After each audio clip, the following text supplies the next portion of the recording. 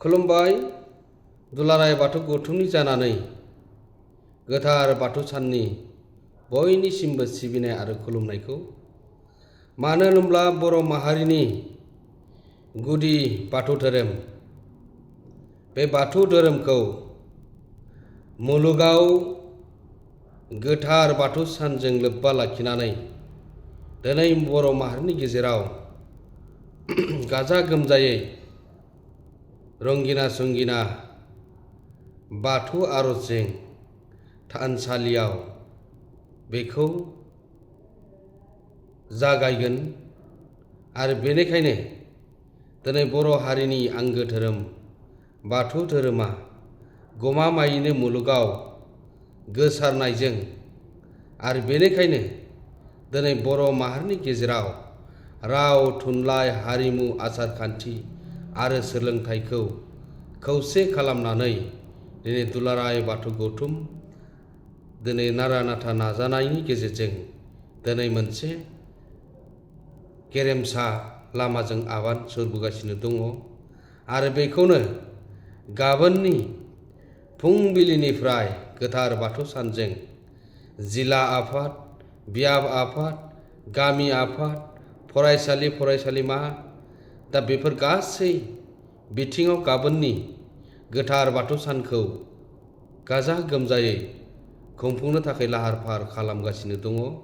आरो जों बेखौ मिन्थिनो मोननानै गोजोननाय मोन्दों। मानो होनब्ला दिनैनि समाव जों साबायखर बावनांगोन जिल्ला आफादनि आफादगिरि नेहाथारिफोरजों लोगोसे जिल्लानि बिबानगिरि गामि आफादनि बिबानगिरि बिथांमोनखौ आरो बियाबनि आफादगिरि नेहाथारि बिथांमोनजों लोगोसे बिबानगिरि बिथांमोन आरो दिनै फरायसालि फरायसालिमा आरो क्लाबफोरावबो बेबायदि गोथार बाथौ सानखौ गाबोननि सानसेनि हाबाफारि लानानै सोरबा साननैनि हाबाफारि लानानै गाजा गोमजायै खुंफुंगोन आरो जोंनि गोथार बाथौ थानसालियाव दिनै बे हाबाफारिखौ मोजाङै खुंफुंलांनांगौनि थाखाय आफा बोराइ बाथौनि सेराव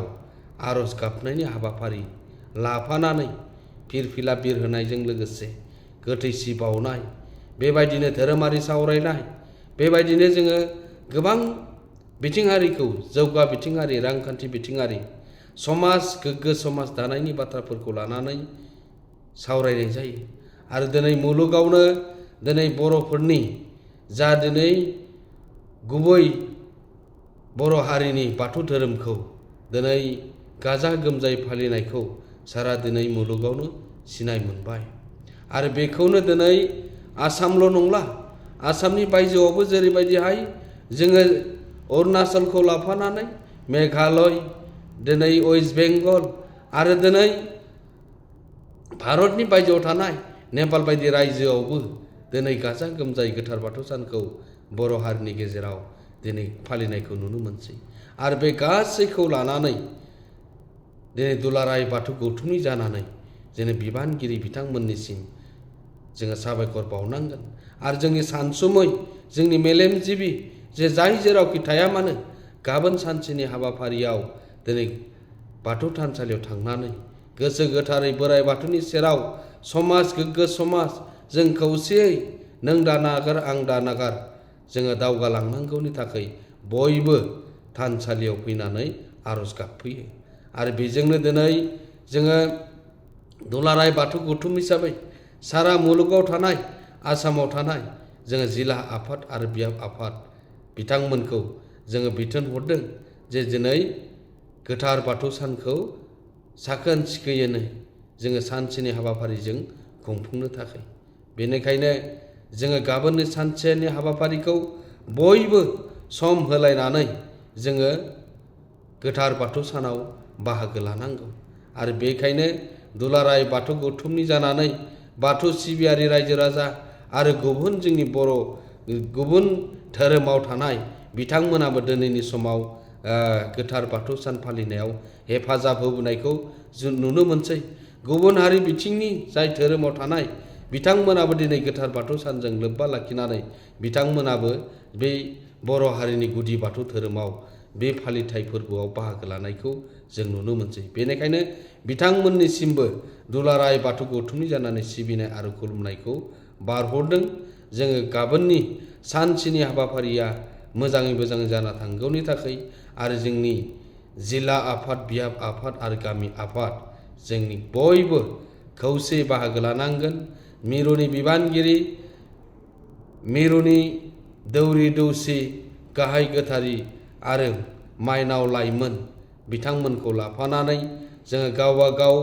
जिल्ला आफाद, बियाब आफाद बबेबा जायगायाव दौरि आसारि बिथांमोना बाहागो राननानै दंखाजोबसै आरो बिथांमोननिसिमबो दुलाराय बाथौ गौथुमनि जानानै जों खुलुमनायखौ जासिहरदों आरो जोङो गाबोननि सानसेनि हाबाफारि गाजा गोमजायै गोथार बाथौ सानखौ आलो गोजोनै खुंफुंलांनो हागोनखौ मिजिंथिनानै बयनिसिमनिबो जोङो बयबो खौसे जानानै गाबोननि सानसेनि हाबाफारिखौ जाफुंसार होगोननि थाखाय, मुलुगनां खालामनांगौनि थाखाय, जोङो बर' हारिखौ गोग्गो समाज दानांगौनि थाखाय नों दानागार आं दानागार खौसे जों गोथार बाथौ सानखौ फालिलांनायाव बयबो बर' हारि हिसाबै मदद खालामगोन, हेफाजाब होगोन। बेनिखायनो बयखौबो गाबोननो सानसेनि हाबाफारियाव जेरावखि थाया मानो खाथि खालानि थानसालि, जिल्लानि थानसालि, बियाबनि थानसालि, गामिनि थानसालि बयबो जोङो खौसे थानसालियाव आर'जनि हाबाफारियाव बाहागो लालायगोन आरो बेनिखायनो बयनिसिमबो खावलायनाय थाबाय आरो बयखौबो बाहागो लानो थाखाय दुलाराय बाथौ गौथुमनि जानानै गुरैयै खावलायहरबाय। गोजोन्थों। दहाय आफा बोराइ बाथौ जै जाथों।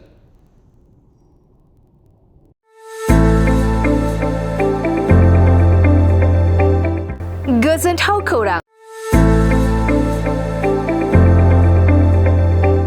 क'क्राझार सहरनि साखाथियाव थानाय तितागुरि मानास पाब्लिक स्कुला लानानै फैदों गोजोनथाव खौरां।